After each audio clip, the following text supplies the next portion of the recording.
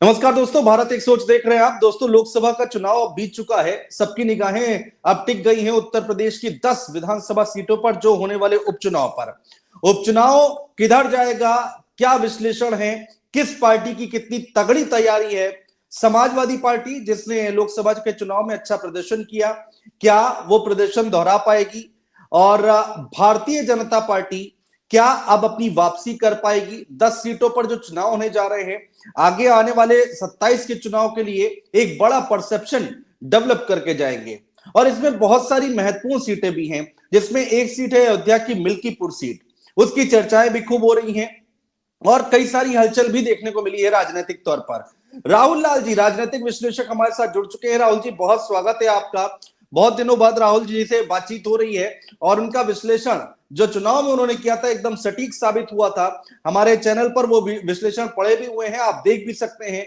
और उसी के इर्द गिर्द, उसी के आसपास वो रिजल्ट हमें देखने को मिले थे 24 के चुनाव में। तो राहुल जी, 10 सीटों पर उपचुनाव होने जा रहा है, क्या क्या विश्लेषण है आपका? पहले तो मोटे तौर पर ये समझ लेते, फिर सीटों पर बात करेंगे। अनुज जी, हमें लग रहा है कि उत्तर प्रदेश में समय का चक्र जैसे आगे बढ़ता चला जा रहा है। तो 4 जून से अब सोचिए, आज हम लोग 24 सितंबर को बैठे हुए हैं जी। उस दरमियान में अगर हम लोग देखें, भारतीय जनता पार्टी ने समीक्षा की, समीक्षा बैठकें हुई, मुख्यमंत्री बड़ी गहनता के साथ समीक्षा बैठक करते हुए नजर आए। लेकिन आपने उसी समय से देखा कि उनके समीक्षा बैठकों से उप मुख्यमंत्री नदारद रह रहे थे, उनके तमाम बड़े सहयोगी नदारद रह रहे थे। और वो बीच में कहीं कहीं लखनऊ दरबार और दिल्ली दरबार की वो खाई भी बीजेपी के भीतर पटी हुई रही।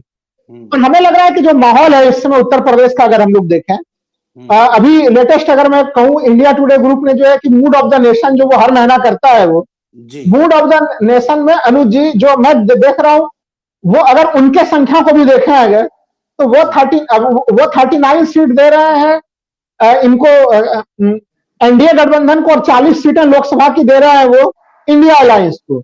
और अगर इस प्रकार के बड़े मीडिया हाउस अगर ये संख्या बताते हैं, यानी अगर वो लोग भी 40 का एक का अंतर मान रहे हैं, तो जमीनी स्तर पर स्थितियां बड़ी अलग किस्म की है अनुज जी उत्तर प्रदेश में। और जो मैं बोल रहा हूं, जैसे जैसे विलंब हो रहा है, वैसे वैसे भारतीय जनता पार्टी के लिए चुनौतियां बढ़ रही है अनुज जी। और इसके पीछे भी जो बीजेपी के कई लोग हैं, अगर बातचीत कीजिए यहाँ पे, तो यह भी माना जाता है कि योगी आदित्यनाथ जी चाह रहे थे कि चुनाव जो है हरियाणा के साथ ही हो जाए। लेकिन अगर वो हरियाणा के साथ होने में बीजेपी का प्रदर्शन कुछ अच्छा हो सकता था अनुज जी, जानबूझ के उसको डिले किया जा रहा है जिससे योगी जी का प्रदर्शन भी खराब हो सके। तो उत्तर प्रदेश के चुनाव के रंग तो इतने ज्यादा है, हम लोग तमाम चर्चा कर रहे हैं इन पॉइंटर पे और दूसरे तमाम तरह की चीजों पे। लेकिन मैं आपसे पूछ रहा हूं, भारतीय जनता पार्टी के वो क्या प्रयास है जिससे 4 जून के परिणाम बदल जाए? ऐसे कोई प्रयास अगर लोगों को दिखे, लोग इसके संदर्भ में 2 जवाब देते हैं अनुज जी। इन विधानसभा उपचुनाव में मायावती जी बड़ी ताकत के साथ अपना कैंडिडेट उतार रही है और चंद्रशेखर भी अपना उम्मीदवार उतार रहे हैं। तो पीडीए का जो दलित वाला हिस्सा है उसमें सेंधमारी की उम्मीद है। लेकिन मैं दर्शकों को पहले ही बता दूं, देखिए, मायावती जी ने कई बड़े प्रयास किए हैं। जैसे जब से कोटा विद इन कोटा का मामला आया, या फिर अभी सैलजा का मामला हो हरियाणा में, देखिए लगातार ट्वीट पे ट्वीट वो कर रही है। लेकिन हरियाणा से ही, चूंकि अब देखिए दर्शक हम लोग के और जो उत्तर प्रदेश की जनता है, सुधी जनता है, वो हर तरफ से जुड़ी हुई है। वहां पे आपने देखे कि वो किनके साथ बहुजन समाज पार्टी का समझौता है, इंडियन नेशनल लोकदल के साथ है और हरियाणा में उनका, और वो गोपाल कांडा के साथ समझौता है। और गोपाल कांडा ने बड़े न्यूज चैनल पे खुल के बोल दिया कि अगर हम लोग जीतेंगे तो बीजेपी को समर्थन देंगे। तो मायावती जी को जिस चीज के लिए संघर्ष करना था कि वो बीजेपी की बी टीम नहीं है, वो बी टीम का मोहर फिर से उनके तमाम प्रयासों के बावजूद हरियाणा से लग के आ गया है। तो ऐसे स्थिति में उनके वोटर को वो कितना वापस ला पाएंगे, ये उनके लिए चुनौती की स्थिति। मुझे नहीं लग रहा है कि अभी भी जनता जो है मायावती जी के ऊपर बहुत भरोसा कर सकेगी। हाँ, चंद्रशेखर रावण के कैंडिडेट्स कैसे होते हैं, वो किस धाक के साथ आते हैं मैदान में, उसका इंतजार जरूर रहेगा अनुज जी। लेकिन चंद्रशेखर की आपने बात की है, चंद्रशेखर आजाद बहुत तेजी के साथ 4 सीटों पर उन्होंने प्रत्याशी उतार दिए हैं। और अभी लेटेस्ट जो उतारा है वो कटहरी की सीट पर उतारा है, नहीं कुंदरकी पर उतारा है। तो बहुत तेजी के साथ आगे बढ़ रहे हैं। हरियाणा देख लीजिए, जम्मू कश्मीर देख लीजिए, महाराष्ट्र भी गए हुए थे। और अब 10 सीटों पर यहाँ पर उपचुनाव है, उस पर 10 की 10 सीटों पर चुनाव लड़ेंगे। तो कितना इंपैक्ट, कितना असर आप देख रहे हैं? बहुत कुछ निर्भर करेगा नो डाउट कैंडिडेट पर, लेकिन फिर भी अगर हम देखें जो जिस तरह से उनका प्रभाव बढ़ रहा है, तो वो कितना इंपैक्ट डालेगा? देखिए, पश्चिमी यूपी में कुछ प्रभाव वो डाल सकते हैं, लेकिन अभी भी मुझे उम्मीद है कि जो उत्तर प्रदेश इतना बड़ा सा हिस्सा है, 10 विधानसभा सीटों के जो उपचुनाव होने वाले हैं, पूरा पूर्वी से लेकर पश्चिमी यूपी तक सीटें फैली पड़ी हुई हैं। तो उन सीटों पे ऊपर बहुत ज्यादा वो प्रभाव डाल सके, ये बड़ा मुश्किल चीज है। क्योंकि देखिए, जो उनके दलित वोटर हैं, और अगर वो देखिए दलित वोटर्स में भी अगर हम लोग उत्तर प्रदेश में देखते हैं, तो कुछ दलित वोटर अभी भी देखिए जो चुनाव हुआ है वो बीजेपी के साथ गए, जो बीजेपी के साथ गए तब तो बीजेपी के साथ हैं वो। हाँ। लेकिन एक मुख्य सवाल इस जगह पे खड़ा होता है अनुज जी, कि जो इंडिया अलायंस की तरफ गया था, उसमें से कितने वोटर्स को वो चंद्रशेखर अपने तरफ अगर आकर्षित कर पाते हैं। अगर वो बीजेपी वाले वोटरों को आकर्षित कर पाए और इंडिया अलायंस वाले वोटरों को नहीं आकर्षित कर पाए, तब तो फिर इस ज्ञान में बहुत बड़ा कोई परिवर्तन नहीं होने वाला है। तो ये चीज अभी देखनी पड़ेगी, लेकिन उसकी छाप पश्चिमी यूपी तक ही मैं मानता हूं। उत्तर प्रदेश में संगठन और तमाम तरह की चीजें बड़ी, उत्तर प्रदेश राज्य एक ऐसा राज्य है जो दुनिया के कई बड़े देशों से भी बड़ा, अपने आप में बड़ा देश है वो। तो इसलिए उनके लिए भी वो पार्टी नहीं है, उनके प्रयास कम नहीं मान रहा अनुज जी। मैं दिल्ली में जब उनका कार्यक्रम था अभी स्टेडियम के भीतर, तो मैं वहां मौजूद था वहां पे। तो उन्होंने दिल्ली में बहुत बड़ा सा कार्यक्रम किया, और मैं मानता हूं कि जिस तरह से एक सीट वो जीते हैं और उन्होंने दिल्ली से अपना ताकत और धमक दिखाई, बड़ी धमक थी। लेकिन पीडीए में मोटे तौर पर जो मैं अभी तक देख पा रहा हूं कि पीडीए में जो दलित वोटर है, जिसके बारे में बीजेपी को उम्मीद थी कि उसमें कुछ टूट फूट होगी, वो अभी तक काफी हद तक सुरक्षित नजर आ रहा है। अच्छा, ठीक है। अब हम 10 सीटों पर बात कर लेते हैं राहुल जी, जल्दी जल्दी। गाजियाबाद सीट की अभी स्थिति आप आज की डेट में क्या देख रहे हैं? क्योंकि चुनाव का ऐलान कभी भी हो सकता है, तैयारियां बहुत युद्ध स्तर पर चल रही हैं। तो ठीक है, अब ये हरियाणा का चुनाव चला जाएगा, जम्मू कश्मीर का चला जाएगा, कहा जा रहा है कि अगले 2 महीने 1 महीने के अंदर सब कुछ क्लियर हो जाएगा। तो अभी की स्थिति में क्या लग रहा है आपको? गाजियाबाद की सीट क्या लग रही है? देखिए, गाजियाबाद सीट के लिए ज्यादा किंतु परंतु की कोई स्थिति नहीं है, और भारतीय जनता पार्टी का काफी मजबूत गढ़ है अनुज जी। तो गाजियाबाद, ये जो 10 सीटें हैं, उस 10 सीट में भारतीय जनता पार्टी के लिए अगर कोई एक सुरक्षित जगह जिसको कि आप कह सकते हैं कि सुरक्षित दुर्ग के रूप में कोई है, तो वो गाजियाबाद सीट है वो। तो गाजियाबाद के सीट पे बीजेपी मुझे आज के समय में हमें बढ़त पर दिखाई दे रही है अनुज जी, इसमें कहीं कोई किंतु परंतु की स्थिति नहीं। लेकिन आपने इसी बीच में खाली एक लाइन और मैं कह दूं, देखिए हम लोग मीडिया में जो हेडलाइन पढ़ रहे हैं कि वही घटक दल भी सीट मांग रहे हैं बीजेपी में, कि वो संजय निषाद भी 2 सीट मांग रहे हैं, ये भी 3 सीट मांग रहे हैं। आंतरिक तौर पर वस्तु स्थिति यह है कि घटक दल भी इस चुनाव को लड़ने से बच रहे हैं अनुज जी। मतलब वो एक तरह से वो पब्लिकली एक पोस्टरिंग करनी होती है, वो एक कर रहे हैं वो लोग, लेकिन उन्हें पता है कि इस समय सिचुएशन बहुत ज्यादा उनके लिए उपयुक्त नहीं है इस समय। तो इसलिए जो 8 सीटें हैं उसमें से 2 सीटें ही आप मान के रखें कि घटक दलों के पास जाएगी, एक संजय निषाद जी के पास और एक इधर जो है कि जयंत चौधरी जी के पास। बाकी सीटें 8 सीटों पे आप अनुमानता मान के चल सकते हैं हम लोग कि वो बीजेपी लड़ेगी, क्योंकि वो लोग बहुत ज्यादा ताकत नहीं लगा रहे, और बीजेपी वाले चाहते हैं कि घटक दल भी कुछ सीट ले ले वो, तो कम से कम बीजेपी के माथे पे ज्यादा तोहमत ना लगे अनुज जी। तोहमत ना लगे। अब मजवा पर आ जाते हैं। मजवा पर आपको क्या लग रहा है? निषाद पार्टी के विधायक थे डॉक्टर विनोद कुमार बिंद, और उनकी अब ये सीट खाली हो चुकी है। मजवा में आपको क्या दिखाई दे रहा है? देखिए, जो एक मैंने बोला कि 2 सीटें जा रही हैं और जहां पे एक सीट संभावना है कि वो निषाद पार्टी को जाएगी, तो वो गठबंधन को, वो संजय निषाद को जो है कि ये सीट जाने की संभावना पहले तो दिख रही है टिकट बंटवारे के अंतर्गत मुझे, कि एक ये मीरापुर वाला सीट जो है कि वो उधर लोकदल को जयंत चौधरी पर, ये सीट जो है कि ये मजवा इन संजय निषाद को जा सकता है। तो ये बंटवारे में तो जाने वाला है, लेकिन क्या ये सीट वो निकाल पाएंगे, ये अभी भी एक प्रश्न चिन्ह वाला स्थिति बनी हुई है। क्योंकि इस समय की बात मैं करूं तो वहां पे इंडिया अलायंस का पलड़ा अभी भी भारी है अनुज जी इस समय। अच्छा, अगली सीट पर आ जाते हैं। मीरापुर की सीट है, आरएलडी जो 2 सीटें जानी है। मीरापुर आपको लग रहा है चंदन चौहान के बाद ये खाली हुई है, मीरापुर में क्या लग रहा है आपको?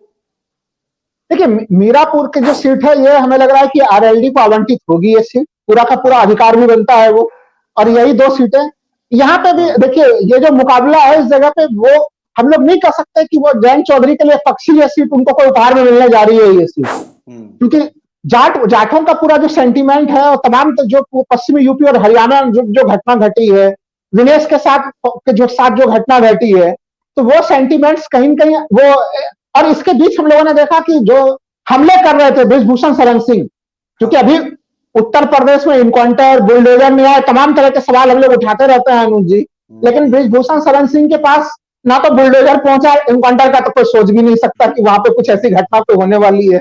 थोड़ा बुलडोजर ही कुछ जाके एक आध छोटे मोटे उनके दीवारों को कुछ नुकसान पहुंचा देता तो भी माना जाता कि बुलडोजर ने कुछ न्याय कर दिया है। तो इसलिए इन सब चीजों का जो नुकसान है वो उन्हें होने वाली है, क्योंकि जो 2 सीटें लोकसभा में वो जीते, वो एक तरह से अपने पुश्तैनी जो विरासत है उसके कारण से हुआ कि ठीक है उनका नाम चल रहा है तो दे दिया जाए उनके नाम के आधार पे।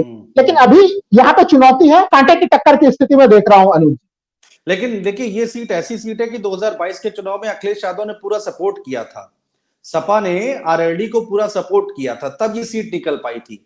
और इस बार तो परिस्थितियां बदल गई हैं, तो बिल्कुल बदली हुई। हाँ देखिए बिल्कुल बदली हुई परिस्थितियां हैं। मैं आपको बोला ना, आपको पहले अनुज जी मैंने बोला, अगर इस 10 लोकसभा सीट में बीजेपी, अगर उसको मैं कहूं कि बीजेपी कहीं बढ़त में है, तो वो इकलौती सीट है गाजियाबाद जहां बीजेपी बढ़त में है। बाकी 9 के 9 सीटें वो बीजेपी बढ़त में नहीं है। ये देखिए मैंने इसलिए पहले ही शुरुआत में मैंने कह दिया, कांटे की टक्कर हो सकती है, लेकिन उस कांटे के टक्कर के बावजूद भी वहां पे इंडिया अलायंस बढ़त में है। तो इसलिए, लेकिन मैं कांटे की टक्कर जोड़ दे रहा हूं कि ठीक है चलिए ताकत वो भी लगाएंगे, एक ही सीट है तो वो अपने सेंटिमेंट्स तमाम तरह के बुनाने का प्रयास करेंगे। लेकिन ये सीट भी कहीं से जाते हुए दिख जाए बीजेपी को, ये बड़ी, या उनके खेमा को एनडीए को जाते हुए दिख जाए, बड़ी मुश्किल चीज है। अनुज जी जो माहौल है ना वो बड़ा बदलता चला गया। 4 जून से और माहौल बदला हुआ है उत्तर प्रदेश का। मिल्कीपुर सीट है और मिल्कीपुर सीट भी आप कह रहे हैं कि जो है इंडिया गठबंधन को बढ़त मिल रही है। हालांकि अवधेश प्रसाद के बेटे अजीत प्रसाद के ऊपर मुकदमे दर्ज हो चुके हैं और कहा जा रहा था कि वो चुनाव लड़ेंगे, कैसे देख रहे हैं आप? अनुज जी मिल्कीपुर सीट तो मैं मानता हूं कि इसमें सबसे हॉट सीट अगर कोई है 10 में, तो उसमें मिल्कीपुर सबसे हॉट नहीं, उसको सुपर हॉट सीट कहा जाए उसे। देखिए 4 जून के बाद अवधेश प्रसाद की हैसियत अगर हम लोग देखें, संसद में हम लोगों को कतार में नंबर 1 पे बैठे हुए लगातार नजर आ रहे थे। कभी राहुल गांधी के सिर के मुकोटा बन रहे थे, कभी अखिलेश यादव के बन रहे थे। अगर दूसरे प्रदेशों में भी समाजवादी पार्टी के प्रतिनिधि अगर भेजने की बात होती तो उसमें मुंबई में भी आप देख लीजिए अवधेश प्रसाद वहां भी नजर आएंगे, तमिलनाडु में भी नजर आएंगे। तो वो देखिए अब जो मिल्कीपुर की स्थिति है, मिल्कीपुर में अगर हम लोग देखें कि अभी जो लोकसभा चुनाव में जो बढ़त की स्थिति रही, करीबन 60,000 वोटों का बढ़त, 7,500 वोटों का बढ़त रहा था। 2022 में 13,000 के बढ़त से जो है कि वो सीट जीती थी समाजवादी पार्टी ने। लेकिन 2017 में जो बीजेपी जीती थी अनुज जी, वो लगभग 2,500 वोटों से बीजेपी जीती थी 17 में। और 2012 में अवधेश प्रसाद जब मिल्कीपुर सीट जीते थे 34,000 वोटों से जीते थे। तो ये जो स्थिति है कि बीजेपी अगर एक बार जीती है 17 में, तो उस समय भी मार्जिन जो है वो मात्र 2,500 वोटों से जीत पाई थी। और अभी भी देखिए, अगर अब आप सवाल हो रहा है कि अवधेश प्रसाद के बेटे को टिकट मिलना था, उनके ऊपर केस मुकदमे हो गए। अब वहां पे देखिए दैनिक भास्कर ने कई चीजें कवर की है कि मिल्कीपुर में ग्राउंड से जो है कि पासी अधिकारी यादव और मुस्लिम अधिकारियों को लेकर अखिलेश यादव खुद आरोप लगा रहे हैं कि उनको जो ग्राउंड में तमाम ड्यूटियों से हटाया जा रहा है कि इलेक्शन ड्यूटी में वो शामिल ना रहे। लेकिन दैनिक भास्कर ने मिल्कीपुर को लेकर कवर किया स्टोरी अनुज जी, जिसमें खुद दावा किया दैनिक भास्कर की तरफ से कि उसमें पासी अधिकारियों को भी हटाया जा रहा है। अच्छा। और ये देखिए ये दलित सेंटीमेंट के लिए बड़ा खतरनाक सा सिचुएशन है और बीजेपी को नुकसान करने वाला चीज है कि आप इस तरह से करके फिर दलित वोटों को अपने तरफ नहीं ले सकते हैं। वहां पे देखिए यादव वोट देख लीजिए, पासी वोट देख लीजिए, तो जो तमाम समीकरण है वो सब जुड़े हुए हैं समाजवादी पार्टी के साथ। बीजेपी के साथ पक्ष में क्या है कि हाँ, उस चुनाव की जिम्मेवारी सीधे सीधे मुख्यमंत्री योगी आदित्यनाथ ने वो कमान संभाल रखी है, उनके प्रतिष्ठा का मामला है। तो बीजेपी के लोग जो ऑफ द रिकॉर्ड कहते हैं कि चुनाव हम लोग ऐसे जीते ना जीते, क्योंकि चुनाव समीक्षा बैठक में आपको याद था अनुज जी के एक पॉइंट ये भी आया था कि प्रशासन ने सहयोग नहीं किया, जिसकी हम लोगों ने बड़ी तीखी आलोचना की थी कि उत्तर प्रदेश प्रशासन का मदद नहीं मिला। तो बीजेपी के बहुत लोगों को आशा उम्मीद है कि शायद प्रशासनिक मदद से कुछ हो जाए तो हो जाए, लेकिन जमीनी स्थिति जो तमाम परिस्थितियां हैं आज पे वहां पे मिल्कीपुर में और जो जिस तरह से केस मुकदमे किए जा रहे हैं, उससे कहीं कहीं जो सिंपैथी फैक्टर है अनुज जी वो भी और ज्यादा बढ़ गया है वहां पे। करहल सीट की अगर हम बात करें राहुल जी, इसमें तो इफर बेट तो कुछ होना नहीं चाहिए। नहीं, वो तो देखिए समाजवादी पार्टी का, जैसे मैंने कहा ना कि गाजियाबाद परिणाम के लिए कुछ किंतु परंतु नहीं सोचना है, तो वैसे ही करहल के लिए जो है वो कोई किंतु परंतु की स्थिति नहीं है। वो समाजवादी पार्टी का बिल्कुल सुरक्षित दुर्ग, सुरक्षित किला, जो भी कहना है वो तमाम उपाधियों से उसको विभूषित कर दीजिए उसे, तो करहल एकदम सुरक्षित है। जब करहल के अतिरिक्त दूसरे जगह पर जो है कि बीजेपी असुरक्षित हो रही है, तो वहां पे जाके कौन टक्कर देगा अनुज जी, तो वो स्थितियां वहां पे कुछ भी नहीं है। अच्छा, कटहरी कटहरी की बात करें, लालजी वर्मा, कटहरी का क्या लग रहा है आपको? देखिए, कटहरी सीट पे भी मैं यही कहूंगा कि जो मुख्यमंत्री योगी आदित्यनाथ जी के पास जिन 2 सीटों की जिम्मेवारी सीधे सीधे है, तो उसमें से एक सीट कटहरी की सीट भी है और मुख्यमंत्री काफी मेहनत कर भी रहे हैं कटहरी के सीट के ऊपर। लेकिन कटहरी सीट को अगर हम लोग ऐतिहासिक तौर पर देखिए, तो बीजेपी केवल एक बार ही जीत सकी है इस सीट को। और ये समाजवादी पार्टी का एक तरह से आप मान के रखिए कि ये गढ़ रहा है, या बहुजन समाज पार्टी का भी आप मान लीजिए पुराने समय में गढ़ की स्थिति में रही है। तो यहां पे भी कहीं आसान नहीं है। वही मामला है कि योगी आदित्यनाथ जी की छवि दांव पे लगी हुई है इस समय, और अब उन्हें भी कुछ परिणाम 2 सीटों की उन्होंने जिम्मेवारी ली है, तो ये सीट की भी जिम्मेवारी वो लिए है। और इसका इसका एक और नुकसान भी हो रहा है मुझे कि जब योगी आदित्यनाथ, बाकी सीटों पे मारामारी बीजेपी में नहीं है, गाजियाबाद को तो लेके है मारामारी, लेकिन बाकी सीटों पर टिकटों के लिए मारामारी नहीं है। इन 2 सीटों को चूंकि योगी आदित्यनाथ खुद संभाल रहे हैं, तो वहां पे थोड़ा बीजेपी के खेमे में टिकटों के लिए मारामारी हो रही है। ये बीजेपी के लिए कह सकते हैं थोड़े शुभ संकेत है कि वहां पे अच्छा खासा लोग ये मान के चल रहे हैं कि योगी आदित्यनाथ प्रचार करेंगे तो स्थितियां कुछ सुधर सकती हैं। लेकिन जमीनी स्थिति आज के डेट में अगर चुनाव हो, तो मैं मानता हूं कि ये भी इंडिया अलायंस के झोली में इस सीट में भी कोई संकट की स्थिति नहीं है। अगली सीट राहुल जी मुस्लिम बहुल सीट है, कुंदरकी। जियाउर रहमान बर्क जो कि वहां से विधायक थे, शफीकुर रहमान बर्क के पोते, और अब वो सांसद बन चुके हैं। अच्छी खासी मुस्लिम आबादी है यहाँ पर, क्या देख रहे हैं आप? सुनने में ये भी आ रहा है कि बीजेपी के तरफ से कोई मुस्लिम चेहरा ढूंढा जा रहा है, शायद बासित अली का नाम भी चल रहा है कि बासित अली को वहां से टिकट दिया जा सकता है।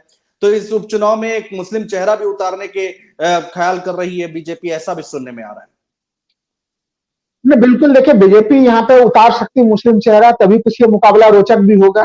देखिए, संभल के जब लोकसभा चुनाव हो रहे थे अनुजीत, मैं संभल गया हुआ था, आपने भी उसमें जो वीडियो वायरल हुए थे कि बहुत जबरदस्त लाठीचार्ज की स्थिति बनी हुई थी, लोगों के पैर टूटे हुए थे, हाथ टूटे हुए थे, लेकिन लोग फिर भी जो है कि वो पोलिंग बूथ की तरफ जा रहे थे वहां पे संभल में और कुंडरकी वगैरह में। तो ये भी आप इसको एकदम कोर सीट आप कह सकते हैं समाजवादी पार्टी का, जो सुरक्षित दूरी की स्थिति है, जो बनी हुई स्थिति है वो है। अगर बीजेपी मुस्लिम कैंडिडेट उतारती है, थोड़ा सा चुनाव कह सकते हैं कि विश्लेषण करने में हम लोगों को मजा आएगा, कि बिल्कुल एक पक्षी विश्लेषण में भी मजा नहीं आता है अनुज जी। हाँ, नहीं सही बात है। और कुंदरकी चूंकि वहां पर बर्क साहब का पूरा वहां पर प्रभाव है, तो ये बीजेपी के लिए बहुत मुश्किल है कुंदरकी में चुनाव लड़ना और वहां से सीट निकालना। ये बात तो समझ में आती है अनुज जी। जैसे करहल बिल्कुल सुरक्षित है, कुंदरकी भी बिल्कुल वैसे ही सुरक्षित है, वो कोई किंतु परंतु की ज्यादा स्थिति नहीं है इन जगहों पर। फूलपुर की अगर बात करें तो क्या लग रहा है आपको, फूलपुर में कैसी स्थिति बन रही है? शायद केशव प्रसाद मौर्य को वहां का प्रभारी बनाया गया है। बिल्कुल सही अनुज जी, वो फूलपुर की जिम्मेवारी केशव प्रसाद मौर्य संभाल रहे हैं। और केशव प्रसाद मौर्य जिस तरह से आप देखा कि 4 जून के बाद योगी आदित्यनाथ के ऊपर काफी हमलावर रहे, और योगी आदित्यनाथ खेमे से उनके ऊपर जो हमले किए जा रहे थे कि वो अपनी सीट तो निकाल नहीं पाते, तो उनको भी अगर इज्जत बचानी है तो फूलपुर सीट जीत के उन्हें भी देना पड़ेगा। कि अगर नहीं तो फिर ये होगा कि अगर वो योगी आदित्यनाथ के विरुद्ध मैदान से तलवार तो वो निकालते रह जाएंगे, लेकिन वो तलवार जो है कि उसमें धार नहीं आ पाएगी, कभी वो उनके हाथ में ही घूमते रह जाएगी। तो इसके लिए जैसे कैसे योगी जी के लिए आवश्यक कि 2 सीटों को प्रभार उनको मिला, वो परिणाम दे। तो ये फूलपुर में है, लेकिन उसके बावजूद भी देखिए फूलपुर में जो परिस्थितियां हैं वहां पे करीबन 17,000 वोटों का गैप था इंडिया अलायंस और एनडीए के बीच में। तो अब देखिए, ये कोई दिल्ली विधानसभा का चुनाव नहीं है कि लोग जो है कि लोकसभा चुनाव में अलग ढंग से वोटिंग कर रहे हैं, उत्तर प्रदेश और विधानसभा में अलग वोटिंग कर रहे हैं। वोटिंग पैटर्न हम लोगों ने देखा है 14, 17, 19, 22, जो एक तरह से वो same voting pattern Uttar Pradesh में चलता है। तो 17,000 वोटों का अंतर जो है फूलपुर में, जो लोकसभा चुनाव में इस विधानसभा सीट पे बना हुआ अंतर है, आज के समय उस अंतर के पाटने की कोई कहानी, कोई गुंजाइश नजर नहीं आ रही कि स्टोरी कुछ बदलाव। जैसे देखिए, इसी बीच में खाली एक लाइन में इनकाउंटर को लेकर जोड़ देता हूं कि योगी जी का कोई टाइमिंग भी खराब है। जैसे बहुत ज्यादा आरोप लगा मंगेश यादव के संदर्भ में, तो चलिए जो परसेप्शन बना है, देखिए इनकाउंटर फेक है नहीं फेक है तो कोर्ट तय करेगा, लेकिन सियासत तय होता है, वो चीजें परसेप्शन से तय होती है अनुज जी। और परसेप्शन क्या बना कि बहुत ज्यादा आरोप लगा यादव, चुन के यादव के ऊपर, यादव का इनकाउंटर कर दिया, चलो भाई ठाकुर राज का आरोप लग रहा था, ठाकुर का भी इनकाउंटर कर दो। तो ये जो चीजें हैं उससे कहीं कहीं दिख रहा है कि योगी जी दबाव में है। और आप देखिए ये जब हम लोग चर्चा कर रहे थे कल लगातार उत्तर प्रदेश में इस इनकाउंटर को लेके, अनुज के इनकाउंटर को लेके, तभी आपने ध्यान दिया होगा कि महाराष्ट्र के बदलापुर से भी इनकाउंटर की कहानी आई अनुज जी। जी और वहां पे पुलिस का वर्जन महाराष्ट्र में, चूंकि वहां पे भी जनता ने काफी धरना प्रदर्शन किया था आरोपी के विरुद्ध जो है, पुलिस ने कहा कि उसने पुलिस का रिवॉल्वर खुद ही छीन के अपने माथे पे गोली मार ली। ये पुलिस का वर्जन रहा। जबकि मुख्यमंत्री एकनाथ शिंदे का वर्जन रहा कि नहीं, वो पुलिस ने जो है कि वो पुलिस के ऊपर हमला कर रहा था और पुलिस के हाथों से गोली से मरा है वो। तब सोशल मीडिया पे ये चीजें बड़ी वायरल हुई अनुज जी कि थोड़ी शिक्षा, कम से कम पुलिस का बयान, मुख्यमंत्री का बयान, इनकाउंटर करते हैं, थोड़ा योगी जी से शिक्षा ले लीजिए। तो ये जो पर्सपेक्टिव बन रहा है ना, ये कि अलग अलग जगह इनकाउंटर्स हो रहा है, वो फेक है कि नहीं है, ये नैरेटिव का नुकसान हो रहा है योगी जी को इस समय। हाँ, चलिए अगली सीट की बात कर लेते हैं। आखिरी की 2 सीटें बची हैं। अलीगढ़ की खैर सीट को आप कैसे देख रहे हैं? खैर में क्या दिखाई दे रहा है आपको? बीजेपी के पास थी ये सीट। देखिए, खैर सीट बीजेपी के पास है, यही मैं उसका प्लस पॉइंट मानता हूं आज के संदर्भ में। बीजेपी के पास है। और लेकिन अभी भी मैं इस सीट को, मैं यही कहूंगा, इसको मेरे शब्दों में आज के संदर्भ में कांटे के टक्कर की सीट में मैं रखूंगा खैर सीट को, कि ये बीजेपी के पास थी। लेकिन क्या बीजेपी इसे बहुत आसानी से ले पाएगी? वो आसान रास्ता नहीं है। देखिए, समाजवादी पार्टी की जो सीटें जा रही है, वो समाजवादी पार्टी के पास हम लोगों को आसानी से जाते हुए नजर आ रही है कि समाजवादी पार्टी फिर से उसको प्राप्त कर सकती है। खैर में उस तरह का माहौल नहीं है अनुज जी। तो एक तरह से कांटे की टक्कर वाले स्थिति में आप इसे रख लीजिए। अच्छा, सीसामऊ की सीट क्लियर है, मुस्लिम आबादी बहुत है वहां पर। नहीं, सीसामऊ में देखिए कोई किंतु परंतु वहां पे भी नहीं है। देखिए, वो जब वो सीट जिस तरह से वो जेल गए, खाली हुई है, पूरा का पूरा एक सहानुभूति का पूरा फैक्टर भी है वो, तो वो सिंपैथी फैक्टर है, मुस्लिम आबादी है पूरी तरह से। और एक चीज ध्यान देना चाहिए हम लोगों को, मैं 10 सीटों को लेकर बोल रहा हूँ जी। देखिए, यादव वोटर्स में पहले बदलाव होता था अनुज जी। वो लोकसभा चुनाव में वो एक बड़ा हिस्सा जो है वो बीजेपी को जाता था, और विधानसभा चुनाव में वो हिस्सा समाजवादी पार्टी को जाता था। पुराना ट्रेंड था ये, 2024 से पहले का ट्रेंड बता रहा हूं। लेकिन अब कहीं कहीं मुस्लिम, यादव, पासी, ये कई अलग अलग समूहों के लोग ऐसे दिख रहे हैं जो अभी हम लोग फील्ड में जाते हैं तो वो उनकी निष्ठा अभी भी इंडिया अलायंस के साथ काफी मजबूती से दिखती है। यहां तक कि कुर्मी समुदाय के लोग भी लोकसभा चुनाव में हम लोगों को यह देखा कि अलग अलग जगह पे अखिलेश यादव ने कुर्मी समूह के लोगों को टिकट देने में काफी उनको आगे फ्रंट पे रखा था। लेकिन वो वोट अभी भी कहीं न कहीं आप बातचीत कीजिए तो वो दिखाई देता है कि वो अभी भी वो समूह जो है मजबूती से अखिलेश यादव जी के साथ जमा है। इसलिए सीसामऊ वाले मामले पे भी कोई बहुत ज्यादा किंतु परंतु की स्थिति नहीं है। मैं तो आज के डेट में ये कहूं कि अगर भारतीय जनता पार्टी इसमें 2-3 सीटें, एक तो फिक्स है, उसके अतिरिक्त वो 2 सीट भी और जोड़ लेती है, अगर भी मतलब मुकाबला अगर 7-3 का पहुंचा दे तो ये बीजेपी की बहुत बड़ी उपलब्धि मानूंगा अनुज जी। लेकिन राहुल जी, आप तो बड़ी बात कह रहे हैं, 10 सीटों का विश्लेषण आपने किया है।